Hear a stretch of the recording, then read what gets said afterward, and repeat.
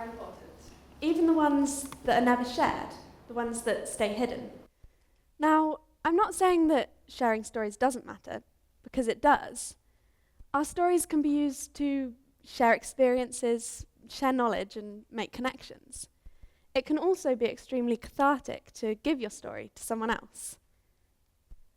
Last month, I took part in the first instalment of a story-sharing project called Patchwork Stories. We wanted to give people the opportunity to share their experiences with the hope that those stories would help others to answer their own questions.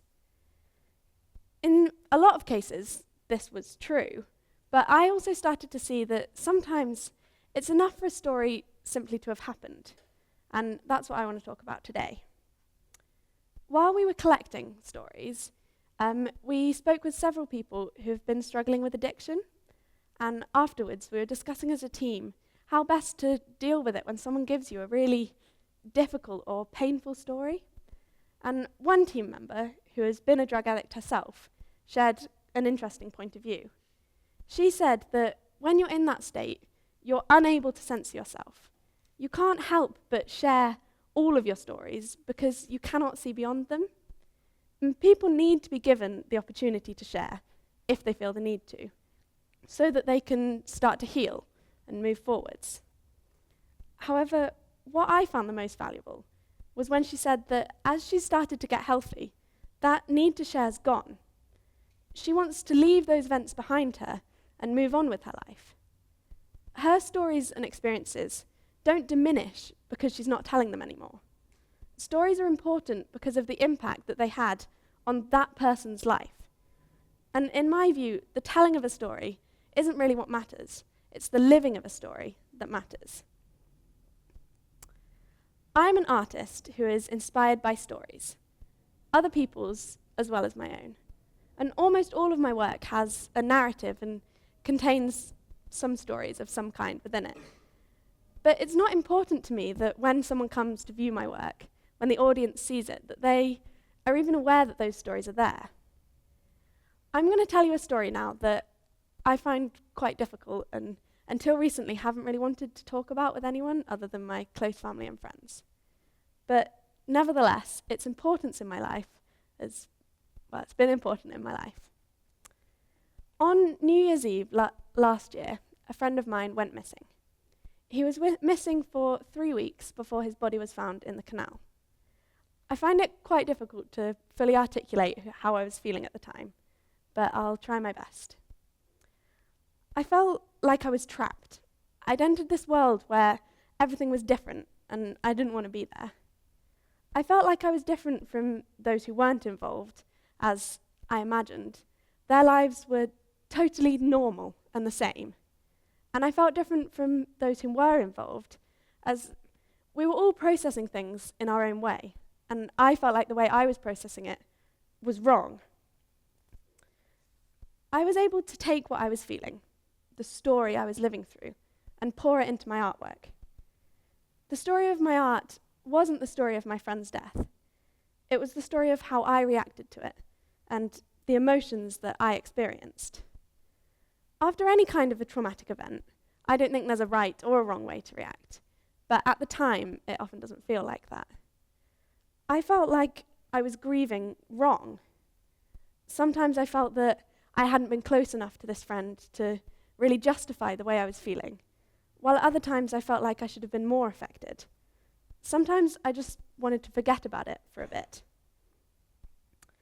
I altered these photos inspired by my feelings of being trapped. I sewed cages onto photos that I'd taken on a recent holiday to Cuba before my friend went missing. I also created this installation. I wanted to give viewers the opportunity to look at the world through a screen, which was representative of how I felt removed from the real world. If you were to spend some time looking at a piece of my work, you'd gain your own interpretation of it, influenced by your own life and your stories. While to me, these pieces will always tell the story of a very difficult time. Art was my escape. It was my way to heal. I was able to make art about something that I was feeling, but was in no means ready to talk about. In the year and a half since this story started, its importance to me hasn't changed. When it first happened, I just wanted it to go away. And since then, I've moved through being able to make art about it, to now, when I can talk about it if I need to. The telling or not telling of this story hasn't changed its meaning, and the story itself has had the same importance to me throughout. Art helped me to process what I was feeling, but I still felt that I needed to hide my story. I wanted to explore my feelings while never being too vulnerable. I wasn't thinking about how others would react to my work. I was simply letting myself feel while still being protected. In retrospect, I was able to take something that was hugely emotionally charged for me and make something that people can interpret in many ways. Since I didn't explicitly show the story, people can have their own response, influenced by their own experiences, and gain their own understanding. When the others who were affected by the death came to see my work, I didn't tell them what it was about. But almost all of them found something within it that spoke to them. And although not a single one related their feelings about the death to my work, instead, they found their own ways to interpret it, influenced by their own experiences, desires, and stories. One friend of mine looked at this piece and said, "Oh, I want to be in a holiday cage." To her, this piece was about a longing for the beach so strong that she wanted to be trapped there.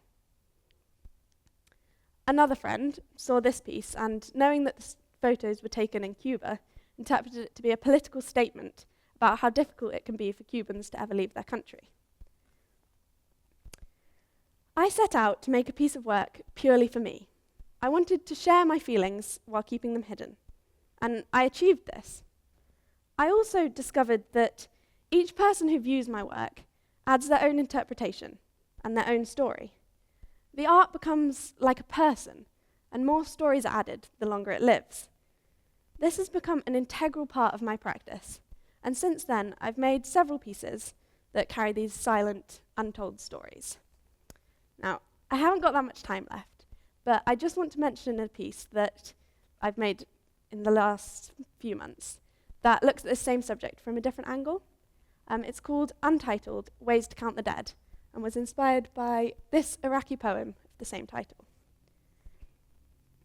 It can be hard to really relate to a death when you don't know the person or fully understand the situation. Reading in the newspaper that 30 civilians were killed by a car bomb on Al-Mutanabbi Street in Baghdad doesn't really mean anything to most people. This A0 drawing is made up of over 1,000 hand-drawn Sharpie crosses. Each one represents a life lost through war and the many stories that that person will have left behind. Stories that never got to be told and now will never have the chance to be told. But these experiences matter because they happened. And that's true of all stories, always. They happened to someone. They had an impact on someone's life. And stories like this are happening every single day to all people. Even if no one hears them, they are happening and they are important.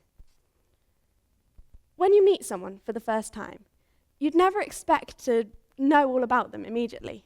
You'd spend time getting to know them slowly and learning their stories, sharing your stories, and making new stories together.